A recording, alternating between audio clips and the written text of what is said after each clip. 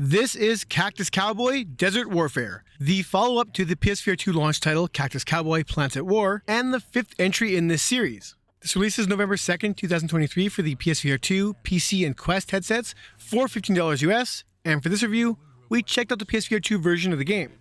As you can already tell, it's not the prettiest looking VR game you've ever seen, but sometimes, it's what's on the inside that counts. But not always.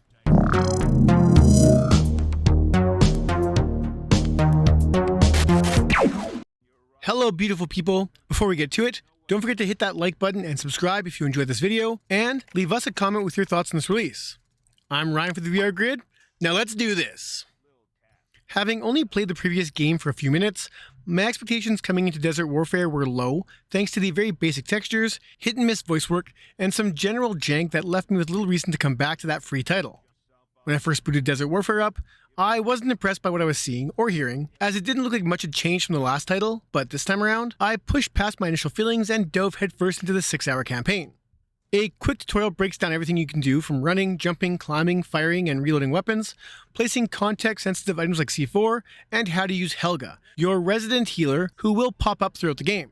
A quick prologue sets up what the evil bug army is up to, as they have brought their leader back from the dead, and he's out to exact revenge upon all the cacti in the world. It's a silly story, but that falls right in line with the fact that this is a silly game that never takes itself too seriously, is loaded with pop culture references, some adult language, and enough charm to help make up for the presentation. This is a traditional shooter, and throughout the game you'll find various guns from pistols to sniper rifles, with a bulk of my play using the different machine guns and scoped rifles. The campaign will take you to a variety of locales from army bases, cave systems, office buildings, city streets, and a host more, and while the art style chosen isn't the greatest to look at, it does allow for some larger levels that make cruising through them fun, especially the sniper stages, as the scopes in here are true scopes and don't lock to your face when you bring the weapon close to your head. The guns feel alright in hand, and need to be dual-wielded lest your shots go everywhere but where you are aiming, and while you can enable a quick reload option, I found the manual reloads to be decent, forcing an ejection of the magazine, grabbing the ammo at your waist, placing it in the weapon, and loading the next round. Your waist, chest, and shoulder can hold 3 weapons, while ammo for whatever gun you're holding appears at your stomach, and grenades for the grenade launcher are at your chest.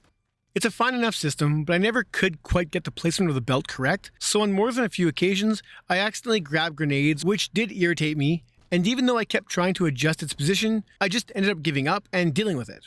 I'm not sure what the solution is here, as you can move it pretty much anywhere, so maybe it's just me, or the entire layout needs to change. I don't know. You'll also run into vendors that allow you to customize your weapons by adding attachments like grips or sights, as well as different skins using cash found hidden throughout each stage.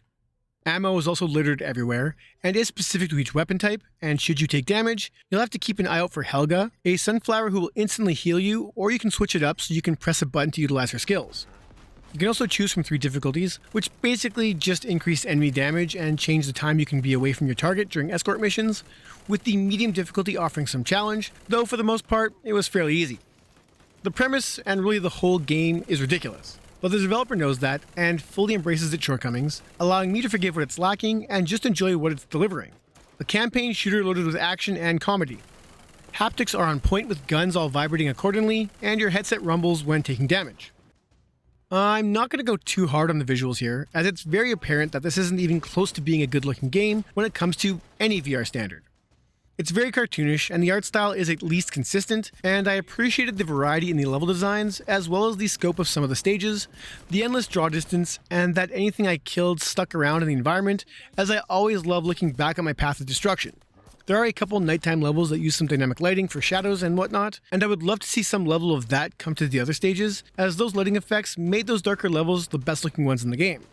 Your cacti brethren don't look great. Enemies can look so rough that I couldn't tell what kind of bug they were, with some barely animating. I'm looking at you, dogs. But when you kill them and they fall into pieces, it's oddly satisfying. Bosses also stand out as looking particularly bad, especially the big bad behind it all. And as much as I'm going to drop my score because of these visuals, there's a charm and care behind it all that has me being more forgiving than I probably should.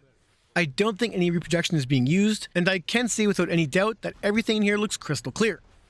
Audio design is much more of a mixed bag, as the sound effects are on point, with guns and explosions sounding just fine, and spatial audio is used, which is always appreciated in a game where enemies can come from any direction.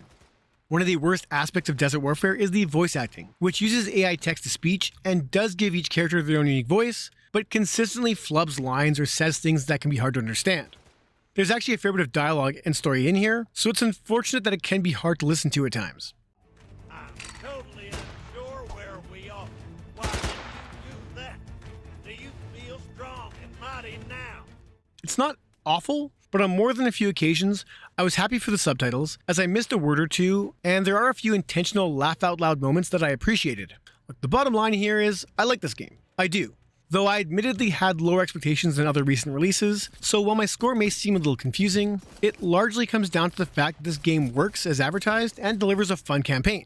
The presentation is easily the biggest knock against it, but if you can look past that, then there's a fair amount of game to get through considering the asking price, which isn't criminal. I think a $5 price drop would go a long way into convincing those on the fence to pull the trigger on this, and honestly, if you are just looking for a good old-fashioned shooter, play Plants at War first. If you like that, this is a better game and probably worth the asking price. I'm going to give Cactus Cowboy Desert Warfare a 6 out of 10. It's more fun than it looks. If you enjoyed this review, please do all the YouTube things to help us out. And that's it for this one. Thank you so much for watching.